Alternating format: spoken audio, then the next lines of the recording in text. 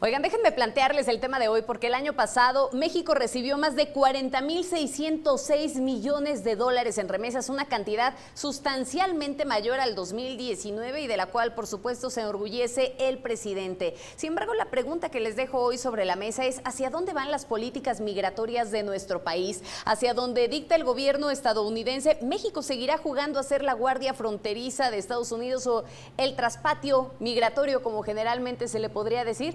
Pongo este tema sobre la mesa. Me despido, caballeros, que tengan una excelente tarde. Gracias, Magda, gracias. Tercer país seguro, ¿no? Eso es exactamente lo que se busca. Bueno, los estadounidenses, Víctor y Magda, siempre tratan de garantizar la seguridad, y ese es el argumento, garantizar la seguridad de su frontera, ¿sí? México, como vecino, en donde compartimos más de 3,000 kilómetros de frontera, ¿sí? Pues tenemos un grave problema, sobre todo porque somos el país de paso de muchos países centroamericanos, de muchos migrantes que huyen de la violencia, que huyen de la pobreza, que huyen pues de la circunstancia que tienen en su país.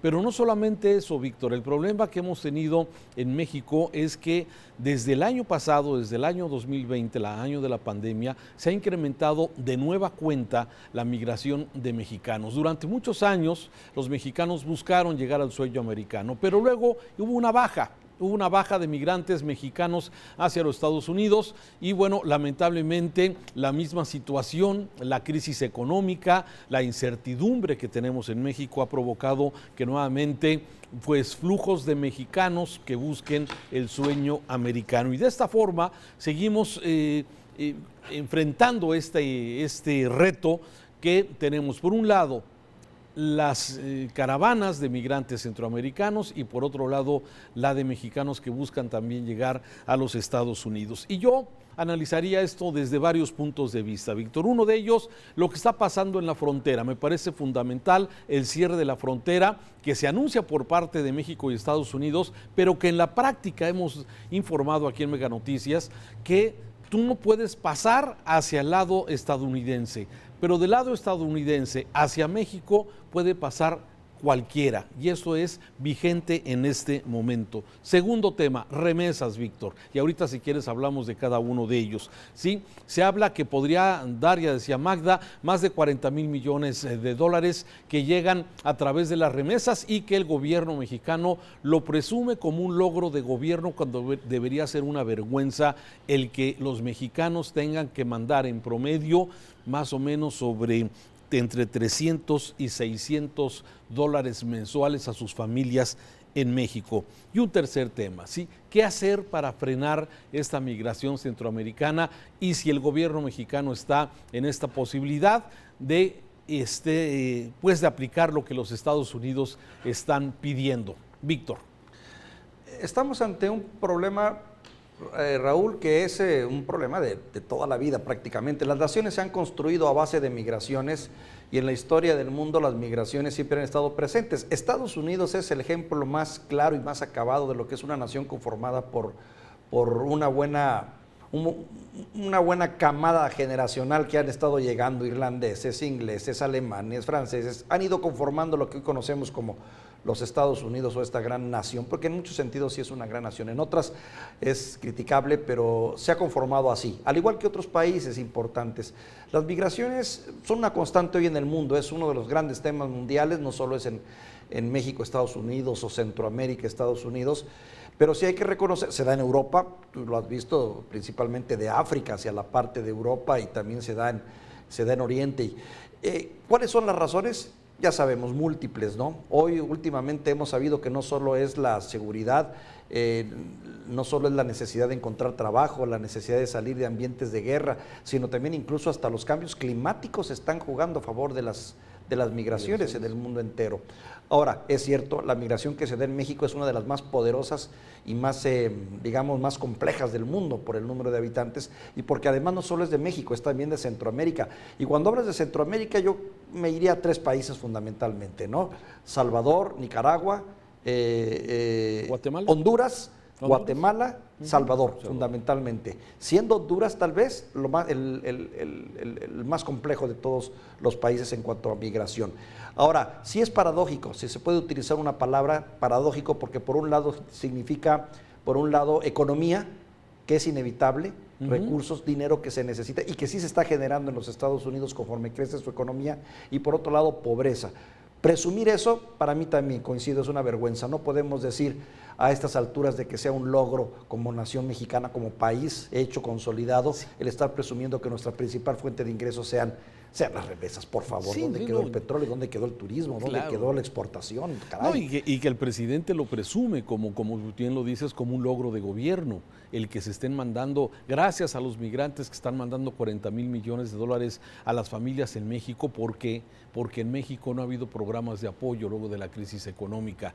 En los Estados Unidos, sí, las familias están recibiendo los cheques directamente de ayuda del gobierno estadounidense. Lo hizo Trump y lo está haciendo Biden. Directamente, remesas directas, dinero directo a las familias. Y ese dinero, mucho de ese dinero que llega a malas familias migrantes, llega a México, Víctor, y eso es exactamente lo que tú bien dices y que es inexplicable cómo el gobierno del presidente López Obrador lo da como un logro de gobierno, una vergüenza que se tengan que ir tantos mexicanos para trabajar en los Estados Unidos para lograr un mejor nivel de vida. Eso, de alguna forma, no se puede detener nada más con un muro, ¿sí? Y eso es exactamente el gran reto que tenemos por delante, ¿sí?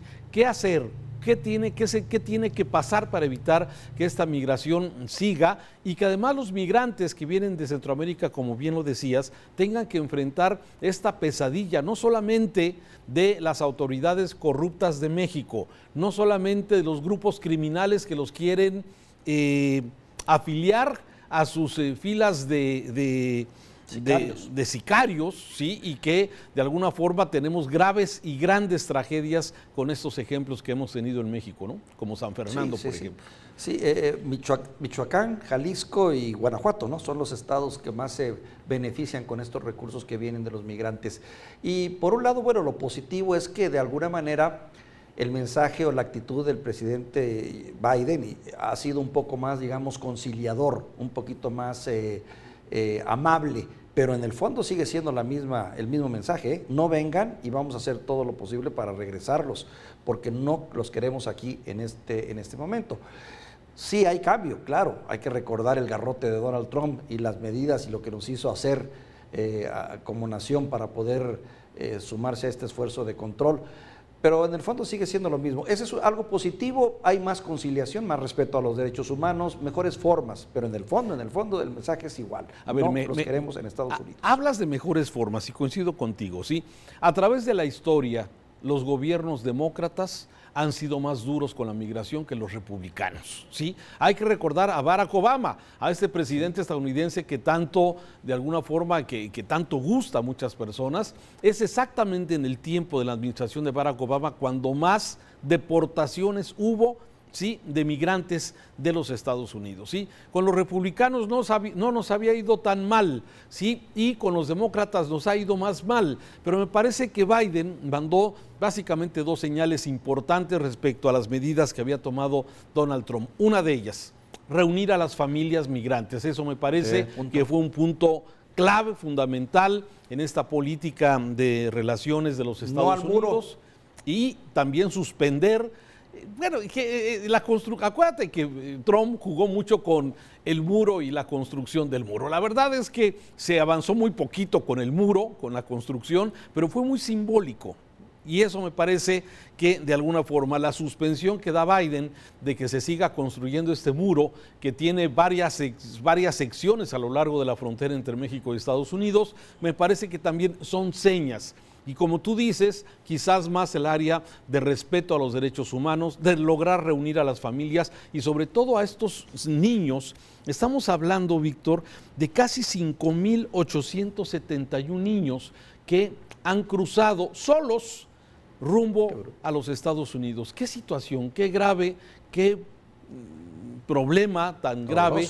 Y desde luego que hay que atenderlo. Ahora, ¿cómo?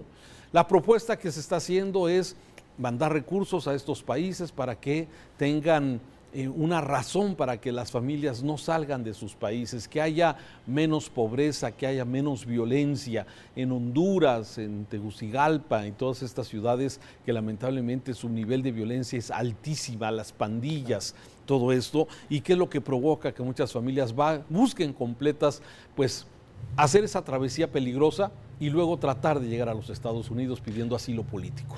Fíjate qué tan miserables serán las condiciones de vida de estas personas que prefieren jugarse la vida en el desierto y toda esa línea de corrupción que tú bien describes a través de México y el trato que se les da y el riesgo de enfrentar el crimen organizado y terminar en sicarios o despedazados o muertos en la frontera, en fin, que prefieren arriesgarse a hacer ese viacrucis, a quedarse a vivir en países que para mi gusto, particularmente Honduras, rayan en lo fallido, Raúl, porque yo sé que esto puede ofender a algunas personas, pero finalmente son países fallidos en ese sentido.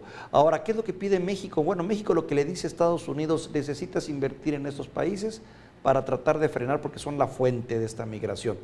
Le pide 2.600 millones de dólares al año. México ofrece poner 200 millones para tratar de crear programas sociales. Pero mira, difícilmente creo que esto se corrija, sino también se corrigen problemas estructurales en estos países donde también un puñado de familias tienen controlado la economía y donde también pues nadan en la corrupción. Si no es un problema fácil, el problema de la migración no es un problema fácil de resolver, como tú bien lo dices, tiene muchas aristas y muchas áreas de oportunidad para mejorar, ¿sí? Pero ¿qué es lo que se tiene que hacer especialmente? Bueno, sí, cuidar los derechos de estas personas, ¿sí?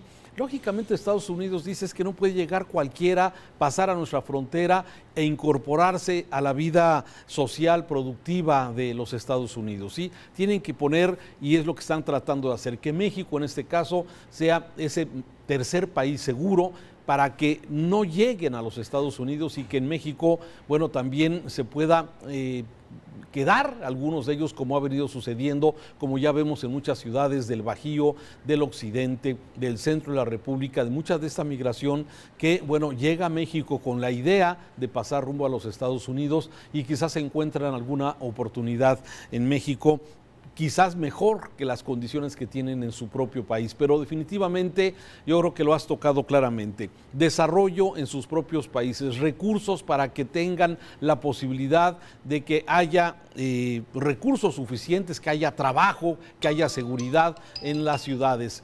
En México también tenemos que hacer esto. Aquí en México tenemos también un poco, hay áreas y hay ciudades, Víctor, donde los jóvenes en forma aspiracionista, ahora que se critica tanto a quienes aspiran a tener un poquito, lo hacen en forma familiar. Hay muchas zonas aquí en el estado de Jalisco, por ejemplo, la zona de Los Altos, donde tradicionalmente los jóvenes al cumplir 18 años de edad, ¿sí?, es una aspiración buscar pasar a los Estados Unidos para empezar a hacer su vida productiva en ese país. No es un asunto tanto de necesidad, pero también es un elemento de aspiración y que, bueno, fomenta esto que de alguna forma estamos viendo en muchas ciudades de los estados de México y que vemos ese reflejo en los Estados Unidos, que tenemos la segunda ciudad más importante de mexicanos, está precisamente en California. En Los Ángeles, sí, claro. Aunque te pediría, Raúl, que fueras más cuidadoso con el término aspiracionista, porque hoy utilizar ese término es sinónimo de que no estamos haciendo bien las cosas y somos malos mexicanos, pero bueno, así son los tiempos, no nos queda de otra.